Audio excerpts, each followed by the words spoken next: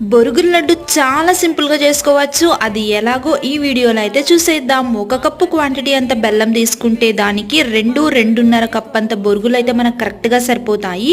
కడాయిలో బెల్లం వేసుకొని అందులో 1 టేబుల్ స్పూన్ క్వాంటిటీ అంత వాటర్ వేసుకొని ఈ బెల్లం అంతా కరిగేదాకా మనం మీడియం ఫ్లేమ్లో పెట్టుకొని ఇదంతా బాగా కరిగించుకోవాలి. మనకి పాకం అయితే ఇలా గట్టి పాకం రావాలి. వాటర్లో వేస్తే మనకు ఇలా అయిపోవాలి. ఇలా అయిపోగానే ఇప్పుడు వచ్చేసి మనం బొరుగుల్ని ఇందులో వేసుకొని మిక్స్ చేసేసుకోవటమే. ఇంకా మనం వెంటనే స్టవ్ ఆఫ్ చేసి ఇలా వేడిగా ఉన్నప్పుడే మనం వాటర్ని చేతికి అద్దుకుంటూ చిన్న చిన్న లడ్డూస్ లాగా చేసేసుకోవటమే. చాలా సింపుల్, ఈవినింగ్ స్నాక్ లాగా చేసుకోవచ్చు. చిన్న పిల్లలు కూడా చాలా ఇష్టంగా తింటారు.